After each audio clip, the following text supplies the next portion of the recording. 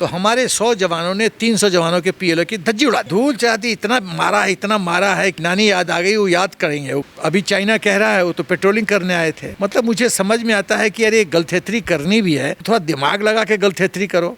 इस देश का दुर्भाग्य है कि जो अपोजिशन पार्टी है वो राजनीति करती है। क्यों सरकार बताए आपको? क्या मिलिट्री ऑपरेशन और ऑपरेशनल चीज पब्लिक डोमेन में लाया जाएगा? नेवर। डिस्कशन होगा, मीडिया में आएगा, चाइना को पता चलेगा 50 तरह के पंगे हैं, क्या करना है और तुम कर क्या लोगे?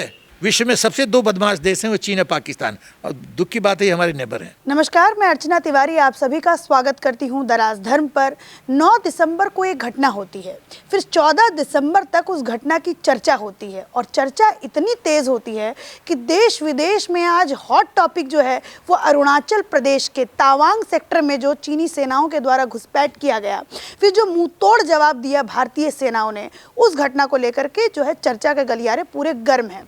विपक्ष एक अपनी अलग भूमिका निभा रहा है। विपक्ष का कहना है कि सरकार इस मुद्दे पे जवाब क्यों नहीं दे रही है। सरकार का कहना है कि हम कॉन्फिडेंशियल मुद्दों पे जवाब नहीं दे सकते, ये सिक्योरिटी का मामला है। तो वहीं भारतीय सेना इस बात को कह रही है कि हमने चीनियों को मुंह तोड़ जवाब दिया है। इन सब के बीच एक कहीं ना कहीं कन्फ्यूजन आप कहिए, एक कहीं ना कहीं लोगों के बीच में एक अफरा तफरी कहिए कि आखिर भारतीय जो आपकी सरहदें हैं चीनियों के साथ, वो क्या हो रहा है, सरहदों पर क्या हो रहा है। तो ये सब चीज़ें हम विस्तार से डिस्कस करने के लिए, चर्चा करने के लिए आज फिर से आ चुके हैं retired major general SP Sinha sir के पास, और इनसे हम सारे मुद्दों पे बात करेंगे। ये भी पूछेंगे कि आखिर चीन का तो ये पुराना जो है वो उसकी बातें होती हैं, चीन तो हमेशा से ये सब कुछ करता है, तो इस पॉइंट पे करने का उसकी क्या बात हो सकती है जब भारत ये कहता है कि हम पीओके पे हमला करने के लिए पूरी तरीके से तैयार है, बस हमें सरकार की एक आप ये कहिए तो एक इशारे की ज़रूरत है। तो इन सब मुद्दों पे हम लोग विस्तार से चर्चा करेंगे सर के साथ। सर, आपका बहुत बहुत स्वागत है मेरे चैनल पर। सबसे पहला सवाल मैं यही पूछती हूँ, चीनी सेनाओं का जिस तरीके से मुंह तोड़ जवाब दिया है भारतीय सेना ने, उस पर आप क्या कहिएगा भारतीय सेना? देखिए, इसमें 2 चीज़ है।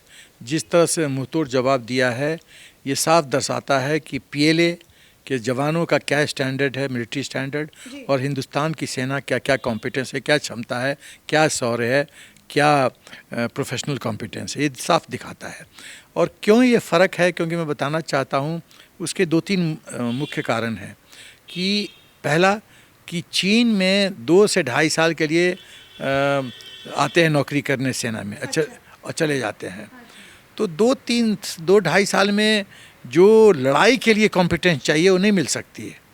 दूसरा चीज़, 1 चाइल्ड पॉलिसी। चीन में जो 1 चाइल्ड पॉलिसी है, तो ये जो नौजवान हैं जो पीएलए के जवान बन के आते हैं, बॉर्डर पे आते हैं, तो उनको लगता है कि मैं मर गया तो मेरे पेरेंट्स का क्या होगा। और क्योंकि 1 चाइल्ड पॉलिसी है तो लड़की वाले को भी पेरेंट्स है वो लड़के का जिम्मेदारी बन जाता है। तो एक आदमी और 4 बूढ़े और बूढ़ियों को लुक आफ्टर करना है, तो वो कष्ट है। तो इसका मतलब है वो मरने से डरते हैं कि मेरे अभिभावक का क्या होगा। तो जो जवान मरने से डरता है वो लड़ नहीं सकता। मेरा सिंपल समझिए, जो डर गया वो मर गया।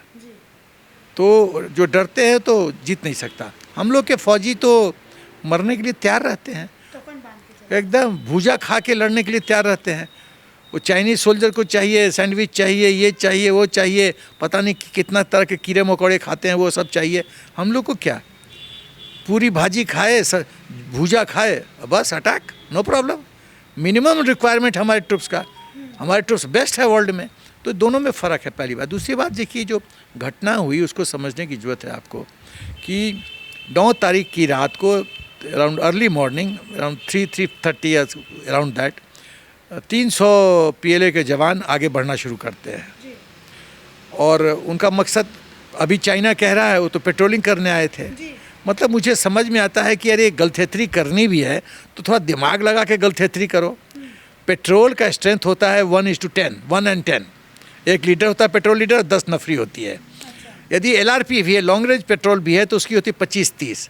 ये 300 का कौन सा पेट्रोल होता है यार, मेरे को समझा दो। चाइना वालों, पीएलए वालों, मुझे समझा दो ये कौन सी पेट्रोल होती है 300 की। 300 की पेट्रोल नहीं होती है। वो षड्यंत्र था चीन का, और वो षड्यंत्र के तहत वो चाहते थे कि अंदर घुसे और कुछ ज़मीन हथिया लें। होता क्या है कि जाड़े में ये नॉर्मल ड्रिल है कि हिंदुस्तान भी और चाइना के भी ट्रुप्स जो है वो अपना पोस्ट, ठंडा बहुत हो जाता है, ये जगह जो यांगसे है ये करीब 17,000 स्क्वायर फीट 17,000 फीट पे है। तो हाई एल्टीट्यूड तो 8 से 10 हज़ार में हाई एल्टीट्यूड डिक्लेयर हो जाता है। हाई एल्टीट्यूड मतलब बहुत ठंड, बहुत ठंड। हाँ, तो ये तो 17,000 है, तो ये हाई एल्टीट्यूड का भी बाप है। तो सवाल ये है कि उस ठंड में लोग पोस्ट खाली करके वापस चला जाते हैं, लेकिन पेट्रोलिंग करते रहते हैं कि चाइना कभी ऑक्यूपाई न कर ले। तो ये प्रोसेस शुरू हो गया था। तो चीन ने कहा यही सही मौका है, ट्रुप्स वापस गए, आगे बढ़ो, हथियार लो। तो हमारे ट्रुप्स तो तैयार थे। हुआ कि मतलब 35 से 40 मिनट में जो रीइंफोर्समेंट पहुंचना था वो पहुंच गया। शुरू में जितने ट्रुप्स थे सामने उन्होंने सामना किया, उसके बाद रीइंफोर्समेंट आ गया। रीइंफोर्स की नफरी थी 100, तो हमारे 100 जवानों ने 300 जवानों के पीएलओ की धज्जी उड़ा दी, धूल चढ़ा दी। इतना मारा है कि वो उनकी नानी याद आ गई। वो याद करेंगे, वो भविष्य में हिंदुस्तान आर्मी के सामने खड़े नहीं होंगे। तो ये हुआ है। और चीन कहता है कि वो तो पेट्रोलिंग के लिए आए थे। अरे पेट्रोलिंग नहीं, तुम्हारी बुरी नीयत थी, तुम हथियाने आए थे। तो ये वारदात ये हुआ। अब ये सवाल होता है चीन ने ऐसा क्यों किया? इस टाइमिंग इम्पॉर्टेंट है। टाइमिंग चीन इसलिए किया कि करीब मेरे पास 20 पॉइंट हैं कि क्यों चीन ने इस समय किया। रीजन्स, पहला चीज़ है कि जिस तरह से इंफ्रास्ट्रक्चर डेवलप हो रहा है मोदी जी के प्रधानमंत्री के दौरान। जॉर्ज फर्नांडिस जी ने 1973 में 73 स्ट्रेटजिक रोड्स की कल्पना की थी, और कांग्रेस ज़माने में 10-12 साल में मेरा ख्याल 8 या 10 स्ट्रेटजिक रोड्स बने थे। क्यों नहीं बने? एंटनी ने लोकसभा में कहा था कि हमने जान के नहीं बनाया कि यदि चीन घुस गया तो हमारे रोड्स को इस्तेमाल कर लेगा। देश का रक्षा मंत्री इस तरह से बेवकूफ़ की तरह बात कर रहा है, और रक्षा मंत्री है। मुझे तो लगता है वो फौज में लांस नायक बनने लायक नहीं है, और कांग्रेस ने उसको रक्षा मंत्री बना दिया। तो इंफ्रास्ट्रक्चर डेवलप हुआ। अभी हाल फिलहाल में मोदी जी ने ईटानगर से 25 किलोमीटर दूर पे एक एयरपोर्ट, ग्रीन एयरपोर्ट का इनॉग्रेशन किया है। मैं खुद ईटानगर में 52 दिन रहा हूँ। मैं टेम्प्रेरी ड्यूटी गया था किसी काम से, तो 52 दिन रहा हूँ। तो मैं तो ईटानगर पहुँचने के लिए तो बाप रे 6-7 घंटा लगा था मुझे पहुँचने में बाई रोड। और अब तो आप 25 किलोमीटर दूर पे ईटानगर से हैं, मतलब एयरपोर्ट पे उतरिए, हाफ एन आवर में आप पहुँच जाइएगा। पहले कितना समय लगता था? मेरे को तो मैं डिंजान से गया था तो तेजपुर पहुंचा, तेजपुर से मुझे लग गया था 7-8 घंटा, 7-8 घंटा लगा था। इंफ्रास्ट्रक्चर एक बहुत बड़ी भूमिका निभाता है। तो अरुणाचल प्रदेश का inauguration, infrastructure development, advance landing ground वगैरह का capability building up. Modi ji की जो जीत हुई है गुजरात में, उसका भय कि 2024 में तो लगता है पक्का आएंगे। अच्छा, राजनीतिक एंगल भी है। हाँ, राजनीतिक एंगल है, तो वो भय, क्योंकि यहाँ जो हमारे हिंदुस्तान के अंदर जो पॉलिटिकल जयचंद है ना, वो तो उसको फीडबैक देख रहते हैं, इसको किसी तरह से रोको। जो प्रेसिडेंसी मोदी जी हिंदुस्तान को मिला है G20 का, वो उसका भय। SCO की प्रेसिडेंसी, उसका भय। उसके बाद फ्रांस कह रहा है कि हिंदुस्तान को वीटो पावर UNSC में मिलना चाहिए, उसका डर। मोदी जी की जो बढ़ती हुई जो स्टेचर है अंतर्राष्ट्रीय स्तर पे, हिंदुस्तान की जो छवि है, वो उसको पच नहीं रहा है। आप वीडियो देखिए होंगे कि मिस्टर बाइडेन मोदी जी को प्रणाम मुद्रा में ऐसे करके हाथ जोड़ के कह रहे हैं, और मोदी जी आशीर्वाद मुद्रा में ऐसे कर रहे हैं। तो इसका मतलब कौन किसको प्रणाम करता? अपने बड़े को। तो यदि बाइडेन जी प्रणाम मुद्रा में है और मोदी जी आशीर्वाद मुद्रा में है, तो बड़ा कौन है? बहुत साफ है। उसके बाद एक बहुत अच्छा फैसला मोदी जी ने लिया कि जयशंकर जी को फॉरेन मिनिस्टर बनाया। जिस तरह से वो काम कर रहे हैं, मेरा छाती गर्व से फूल जाता है। बहुत बढ़िया, आउटस्टैंडिंग, बहुत अच्छा काम कर रहे हैं। और मोदी जी के ताकत से उनको बस बल मिल रहा है, और ओपनली वेस्टर्न कंट्रीज़ के चाहे वो प्रवक्ता हों चाहे एम्बेसडर हों, खुलेआम बोलते हैं हम राष्ट्र हित में फैसला लेंगे, यू आर मिस्टर नोबडी। ऐसा हिंदुस्तान ने कभी पहले बोला नहीं है। जो जिस तरह से आज हिंदुस्तान अब मीठापन से बोलते हैं, वो चप्पल को गीला करके मारते हैं, ठीक है ना। तो wonderful job he is doing. तो कुछ और 4-5 मिनिस्टर हैं, बहुत अच्छा काम कर रहे हैं। उसके बाद जो हिंदुस्तान के अंदर जो जयचंद्स हैं, वो भड़का रहे हैं चीन को, अरे भाई कुछ कर, कुछ ऐसा कर कि कुछ ज़मीन हथिया ले ताकि हम मोदी जी को अटैक करें, घेर लें पार्लियामेंट में। तो मोदी जी की छवि को ख़राब करने के लिए ये उनका साथ दे रहे हैं। फिर हिंदुस्तान जिस तरह से कोरोना के बाद और आर्थिक व्यवस्था जिस तरह से चीन की डमाडोल हो रही है, उसके कारण जो मैन्युफैक्चरिंग हब जो चाइना था, वो सेंटर ऑफ ग्रेविटी शिफ्ट हो रहा है धीरे धीरे हिंदुस्तान की तरफ। वहाँ चीप लेबर था, यहाँ भी लेबर चीप है, यहाँ स्टेबिलिटी है, कोई दादागिरी नहीं है, सब बढ़िया है, तो लोग आना चाहते हैं। एप्पल वहाँ से शिफ्ट कर गया है, कई कंपनी शिफ्ट हो गए हैं, प्राइवेट सेक्टर की धज्जी उड़ी हुई है चीन में, जैकमा भाग गया है जापान जिसने इतना अच्छा काम किया, रियल एस्टेट क्राइसिस में है। तो ये जो मैन्युफैक्चरिंग हब का डर, ये तो मेरा दुकान बंद करवा रहा है और ये अपनी दुकान खोल रहा है वही पैरेलल, तो ये चिढ़। उसके बाद जो मैंने बता कि किस तरह से उसकी पोजीशन ख़राब है आर्थिक फील्ड में वगैरह वगैरह। और पीएलए के अंदर दो ग्रुप है, एक प्रो जीपिंग एक एंटी जीपिंग, और पीएलए में डिवीज़न है, कुछ लोग इसको नहीं पसंद करते हैं।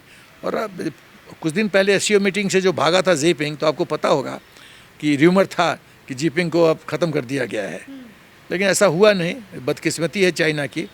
तो जीपिंग इतना बुद्धू तो है नहीं, उसको पता है कि पीएलए में कुछ लोग हैं जो नाखुश हैं, और एक्चुअल शक्ति तो पीएलए के पास है, मिलिट्री स्ट्रेंथ तो है उसके पास।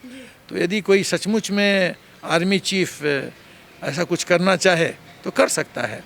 तो इन सब कारणों से तवांग में चीन ने सोचा कि ये सही मौका है, विंटर में पोस्ट वैकेट हुए हैं, पीछे गया इंडियन आर्मी, बस कुछ हथियार लो, ये पूरा षड्यंत्री था।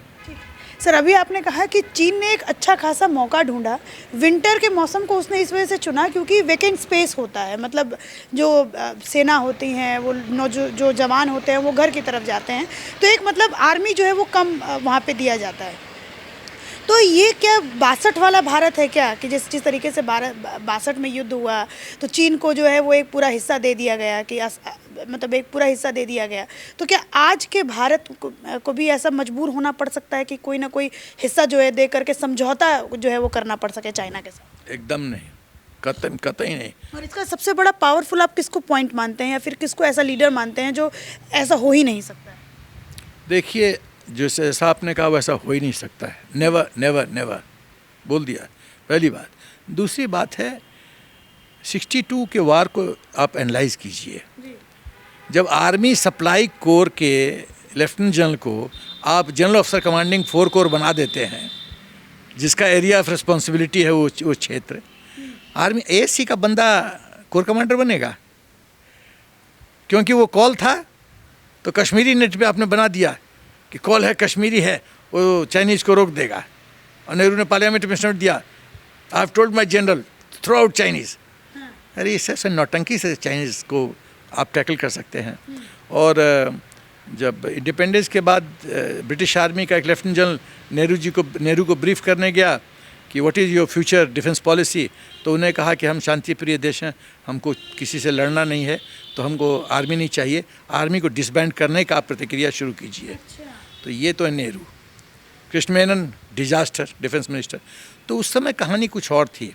और वही देखिए 67 में क्या हुआ, चीन ने सोचा कि अरे 62 में तो हम इसको हरा के आए हैं, तो 67 में फिर उसने हरकत शुरू की नथुला में। क्या हुआ, मुंह की खानी पड़ी, पूछ दबा, 6-7 महीना चला फेस ऑफ, लेकिन फिर मुंह की खानी पड़ी, पूछ दबा के भागा। आप बताइए 62 वॉर के बाद चीन विश्व में कोई लड़ाई जीता है? एक कभी जीत नहीं सकता, क्योंकि उसके ट्रुप्स ऐसे सक्षम नहीं है। तो यही कारण था कि अभी यही कारण है कि आप 62 को अब तुलना मत कीजिए। वीक लीडरशिप था पहले, जिसकी कोई दृष्टि नहीं थी, कोई डिफेंस पॉलिसी नहीं था, और जम्मू एंड कश्मीर का जंग कॉल है तो उसको आर्मी सप्लाई कोर, जिसका काम है दाल चावल पहुंचाना, उसको आप कोर कमांडर बना देते हैं। ऐसे थोड़ी काम चलेगा। मतलब उस समय उस तरीके की स्ट्रेटेजी नहीं, प्रिपेयर्डनेस नहीं। एक आर्मी ट्रेनिंग इंस्टीट्यूशन में डी वाइज बताया गया था कि चीन ऐसे ऐसे एडवांस करेगा, और जब वो पेपर दिया गया नेहरू को तो बोलता है ये सब खाली आप लोग कागज़ पे लड़ाई लड़ते। सर, आप चूँकि आप मतलब सेना से ताल्लुक़ रखते हैं, आप रिटायर्ड मेजर जनरल हैं, मुझे भी ये सवाल आपसे पूछने में बड़ी दिलचस्पी है। जैसे विपक्ष कह रहा है कि जी सरकार जवाब नहीं दे रही है, 2-3 दिन पहले बाद में आके जवाब दे रही है, कुछ ना कुछ जो है हमारा देश खतरे में है, तो इसको मतलब क्या सरकार सच में जवाब नहीं दे सकती है, या फिर क्या कुछ पूरा मुद्दा क्या है? देखिए, ऐसा है, इस देश का दुर्भाग्य है कि जो अपोजिशन पार्टी है वो राजनीति करती है हर एक चीज़ में। लेकिन इस बार तो वो बड़े चालाकी से खेल रहे हैं, इस बार सेना पे क्वेश्चन मार्क नहीं लगा रहे हैं, वो सरकार पे क्वेश्चन मार्क। चालाकी से खेलें, अब समझ में तो सबको आता है, इतना कोई बकलोल तो है नहीं। तो देखो ऐसा है कि ये राजनीति करते हैं, ये जब सर्जिकल स्ट्राइक पे सबूत मांगते हैं, बालाकोट पे स्ट्राइक पे सबूत मांगते हैं, इसका क्या मतलब है?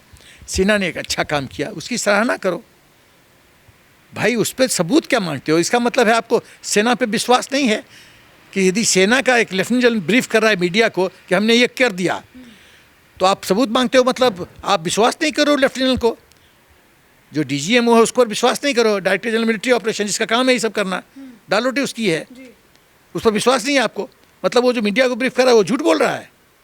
तो ये सोच है यहाँ पॉलिटिकल राजनीति। अब आते हैं इस इंसिडेंट पे कि 9 तारीख को वारदात हुआ और अभी तक क्यों सरकार चुप बैठी रही। भाई ये सुरक्षा से जुड़ा हुआ मामला है। आप लोग के पास तो फाइल रहती है, जो हिंदुस्तान तेरे टुकड़े होंगे इंशाअल्लाह इंशाअल्लाह, उस फाइल पे आप कब हरकत करते हो? उसका तो जवाब दे दो। कसाब जब अटैक करता है तो पाकिस्तान को जवाब कब देने की सोचे भी नहीं है, उसका तो जवाब दे दो। जब 62,000 स्क्वायर किलोमीटर पाकिस्तान और चीन के पास चला गया, उस पर क्या आपने हरकत किया, वो तो जवाब दे दो। उसमें पार्लियामेंट में कॉन्फ्रेंस में लिया, वो तो जवाब दे दो। तिब्बत कैसे चला गया नेहरू के गलती से, वो तो जवाब दे दो। यूएनएससी में अमेरिका हमको परमानेंट सीट दे रहा था, आपने चाइना को दिलवा दिया नेहरू जी, उसका तो जवाब दे दो। तुष्टीकरण की राजनीति जो है उसका तो जवाब दो। क्यों सरकार बताए आपको? क्या मिलिट्री ऑपरेशन और ऑपरेशनल चीज़ पब्लिक डोमेन में लाया जाएगा? नेवर, कोई लाने की जरूरत नहीं है। और पार्लियामेंट में सही स्पीकर साहब ने कहा कि सरकार ने उत्तर दे दिया, दैट्स इट, कोई डिस्कशन नहीं। काय का डिस्कशन होगा, मीडिया में आएगा, चाइना को पता चलेगा, 50 तरह के पंगे हैं, क्या करना है? और तुम कर क्या लोगे? वॉकआउट कर लेंगे वो। तुमको बता दिए क्या ये हुआ, फिर क्या करोगे? What will you do? खाली ढोल बजाने के छोड़ के तुमको आता क्या है? ढोल बजाने छोड़ के आता क्या है? तुम जिस फील्ड में हो उसको तो तुम संभाल नहीं पा रहे हो, इलेक्शन जीत नहीं पा रहे हो, ये तुम्हारा क्षेत्र है। जो क्षेत्र नहीं उसमें तुम टांग घुस रहे हो। अरे भाई अपने क्षेत्र का ध्यान रखो, पॉलिटिक्स में पहले सक्सीड करो, सेना को छोड़ दो, सेना सक्षम है, संभाल लेगी। तो सर विपक्ष मतलब आंसर ना ले सरकार से, उत्तर ना ले सरकार से। उत्तर ले तो उत्तर ठीक है, सरकार ने तो उत्तर दे दिया है, रिटर्न जवाब दे दिया। वो रिटर्न जवाब का एक कॉपी हर एक एमपी को मिल गया है, पढ़ लो, खत्म है कहानी, पढ़ लो, अब बस, that is the end of the matter, कहानी वहाँ खत्म। उसमें फिर मंथन भी वो नहीं चलेगा। सरकार भी तो ला रही है ना सर, राजीव गांधी फाउंडेशन लेके आ गई बीच में, फिर विपक्ष जो है वो पीएम केयर फंड लेके आ गया, तो जनता इस तरीके से कंफ्यूज होती है, वो समझ में नहीं आता उसको कि भाई कौन सही बोल रहा है, कौन गलत। जनता को मैं संदेश दे रहा हूँ, सेना पे विश्वास रखो, सेना अपना काम कर रही है, पॉलिटिकल लीडरशिप स्ट्रांग है, मोदी जी स्ट्रांग है, राष्ट्र हित में फैसला लेते हैं, फैसला लेने से डरते नहीं। मैं चैलेंज करता हूँ कि दूसरा प्रधानमंत्री होता तो सर्जिकल स्ट्राइक पीओके में नहीं होती। मैं चैलेंज करता हूँ कि बालाकोट स्ट्राइक नहीं होती, कोई दूसरा प्रधानमंत्री होता, मैं चैलेंज करता हूँ, क्योंकि डेंजर है। मान लो सक्सीड ना करे तब तो अपोजिशन तो खा जाएगा। तो इतना किसी को साहस है कि अपना पॉलिटिकल कैरियर दाव पे लगा दे? है कोई साहस इतना? मोदी जी ने दिया रिस्क। और जब आदमी इस राष्ट्र हित में ऐसा रिस्क लेता है तो देवी माँ ऊपर से देख रही है, बोला जाओ विजयी भवा, विजयी हो जाते हैं। तो ये है, तो ये खाली नौटंकी करते हैं, इनका कोई अथी नहीं। अरे भैया तुम पॉलिटिक्स में हो ना, पहले उसमें अपना पीएचडी करके दिखाओ, वहाँ तो तुम फेल हो रहे हो, तुमको कोई वोट नहीं देता और यहाँ पर हंगामा कर रहे हो, ये क्या है चक्कर? तरीके से राजीव गांधी फाउंडेशन आ रहा है कि चीनी दूतावास से पैसा आया है, फिर विपक्ष ने भी पलट के क्वेश्चन कर दिया कि जी आपके पीएम केयर फंड में भी तो बहुत सारे चीनी जो है संस्थाएं पैसे दे रही हैं, तो अब क्या इसमें क्या हम लोग समझें? देखिए एक सेकेंड थोड़ा फ़र्क है। राजीव गांधी फाउंडेशन में चीन ने एक परिवार के इंस्टीट्यूशन को फंड दिया, उसका उपयोग कहाँ हुआ है? एंड यूज़ क्या हुआ है ये बताए ना, ये नेहरू परिवार बताए एंड यूज़ क्या हुआ है। आप पर्सनल एक इंस्टीट्यूशन खोलते हैं और उसमें पैसा आता है दुश्मन देश से, उसका एंड यूज़ बताइए ना, पैसे का किया क्या। और दुख की बात है कि Manmohan Singh prime minister discretionary fund से पैसा ट्रांसफ़र करते हैं इस फाउंडेशन में, ग्रेटिट्यूड दिखाने के लिए। हमको प्रधानमंत्री बनाया तो हम अपना जो ये किस्त है लौटा रहे हैं। ऐसे देश ऐसे चलेगा क्या? 2008 में कांग्रेस ने MOU साइन किया चाइना के साथ। एक पॉलिटिकल पार्टी एक दुश्मन देश के साथ MOU साइन करेगी, और उसका आजकल टेक्स्ट क्या है उसका आज तक पब्लिक डोमेन में नहीं आया। मोदी जी का PM जो वेलफेयर फंड है उसका एंड यूज़ वो तो पब्लिक डोमेन में है, एक एक भाई का हिसाब है, इधर है, दोनों में अलग है। ये समझा, लोगों को समझना चाहिए। और देशवासी सब इतना बेवकूफ़ नहीं है। इतना बेवकूफ़ होता तो विक्ट्री पर आफ्टर विक्ट्री इलेक्शन में कैसे मिल रहा है भाई? वोट तो वही मार रही ना, जनता जनार्दन। इसका मतलब जनता जनार्दन प्रभावित है, खुश है मोदी जी से। जब विदेश में जाके झंडा फहराते हैं, अपना स्टेचर बढ़ाते हैं, तो लोग बोलते हैं, ताली मारते हैं, वेरी गुड, बढ़िया। यदि तुम्हारे परिवार की जय जय हो बिहार में तो तुम खुश नहीं होगी। तो यदि देश की गरिमा बढ़ेगी विदेश में तो जनता जनार्दन खुश होती है, ग्रेटिट्यूड दिखाती है, वोट देती है। तो ये कहानी है। लॉन्ग टर्म इफेक्ट आप क्या मतलब मुझे बताना चाह रहे हैं? मैं लॉन्ग टर्म ये कहना चाहता हूँ कि देखो, ये धोखाधड़ी की जो इतिहास है चीन का, ये 1962 से है। 67 में भी उसने किया, नथुला में कोशिश किया। वो हर एक 1-1.5-2 महीना पे ये हरकत करता है। गलवान में कोशिश किया। तो ये हर पुरानी आदत है उसकी। वो आदत से लाचार है। विस्तारवाद का वो कभी सोच बदल नहीं सकता। तो ये अच्छा है कि हमारा ट्रूप्स का सही रिएक्शन हुआ और हमने वापस उसको भेज दिया। काफ़ी ठोका, वो ये मार याद रहेगी। लेकिन मैं लॉन्ग टर्म व्यू सोचता हूँ। देखिए, तुलसीदास ने कहा था, बिन भय होत प्रीत गोसाई। बिना भय के प्रीत नहीं होता है, भय जरूरी है। Terror in the mind of दुश्मन। वो टेरर कैसे क्रिएट करो कि चीन सोचे भाई इस बार तो हम 300 लेके गए, अगले बार नहीं जाएंगे भाई, बहुत लफड़ा है, बहुत मार खाएंगे और नाक भी कटेगा, इज्जत भी जाएगी, इसलिए ऐसे मत करो, खाली प्रोपेगेंडा वॉरफेयर करते रहो। वो क्या चीज़ है? पहला चीज़, ये जितने 1954, 96, 2012 ये सब जितने एग्रीमेंट्स हैं जिसका चीन सम्मान नहीं करता है, मेरी सोच है, देखिए मैं सरकार में नहीं हूँ तो सरकार बहुत नाप तोड़ के फैसला लेगी। मेरी तरह थोड़ी है कि मीडिया को बाइट दे रहे तो कुछ थोड़ा मोड़ा बोल दो तो चलेगा, नहीं चलेगा। सरकार होती है तो ये फैसला सरकार लेगी। लेकिन मेरी एज ए फौजी, देखिए फौज में हम लोग को एग्रेशन सिखाया जाता है। Attack is the best form of defence, ये हम लोग को फौज में सिखाया जाता है। तो अटैक, ऑफेंसिव कैसे होता है? जितने एग्रीमेंट्स हैं उनको टेम्पररी सस्पेंड कर दो। और सरकार कहे कि ठीक है, जब तक चीन के व्यवहार में फ़र्क नहीं आएगा तब तक ऑन होल्ड है। इसका फ़ायदा क्या होगा? आर्टिकल 6 रोमन 1 1996 का एग्रीमेंट क्या बोलता है? यूज़ ऑफ फोर्स नहीं होगा, बातचीत से मामला सलटाया जाएगा। किसी चीज़ का सम्मान तो नहीं, यूज़ ऑफ फोर्स नहीं हुआ क्या? आप राइफल नहीं चलाए लेकिन लाठी पे बार्ब्ड वायर करके तो मारा, संतोष बाबू कैसे मरे? तो यूज़ ऑफ फोर्स हुआ ना। तो यूज़ ऑफ फोर्स का तो वायलेशन हो गया फिर तो 1996 एग्रीमेंट का। तो इसका मतलब है कि उसको सस्पेंड करो। दूसरा बात कि हमको ऑफेंसिव पोस्चर लेना पड़ेगा। वो कैसे? जैसे टिट फॉर टैट, जैसे जिस भाषा में जिस व्यवहार की शैली है चीन की, वही हमको शैली दिखानी पड़ेगी उसको। जैसे 3488 किलोमीटर LAC है चीन के साथ हमारा। यदि चीन अभी यांगसे में घुसता है तो इतना बड़ा जो लाइन है, तुम पॉइंट A में घुसे, हम पॉइंट B, C, D में घुसेंगे तुम्हारे अंदर। तुम 3 किलोमीटर घुसे, हम 10 किलोमीटर घुसेंगे। और DRDO को बोले कि 24 घंटा में स्ट्रक्चर बना दे, हम अपने ट्रूप्स को पोजीशन कर देंगे वहाँ पे। फिर हम बोलेंगे, चीन बार बार इतिहास कोट करता है कि अरुणाचल प्रदेश हमारा है, उनका मोनास्ट्री है टिबेटन, तो हमारा है, हमारा वो क्षेत्र है। तो मैं भी तो इतिहास कोट करना चाहता हूँ। हमारे बिहार के चक्रवर्ती सम्राट चीन के कई हिस्सा पे अपनी आधिपत्य उन्होंने जमा रखी थी। तो मेरी अपनी सोच है, तिब्बत को बोलो इंडियन तिब्बत, और साउथ चाइना के जितने क्षेत्र में हमारा बिहार का आधिपत्य था उसको बोलो चाणक्य जिला, चंद्रगुप्त मौर्य जिला, बाबू कुंवर सिंह जिला, जयप्रकाश नारायण जिला। नेम करो, मेंटेन करो ये बात, तब वहाँ भी हरकम मचेगा। ये चाणक्य जिला कब से बन गया भाई? हुआ, ये हमारा है। तुम इतिहास कोट करते हो, तुम्हारी भाषा हम बात करें, हम भी इतिहास कोट कर रहे हैं। तुम इतिहास बंद करो, मैं भी इतिहास बंद करता हूँ।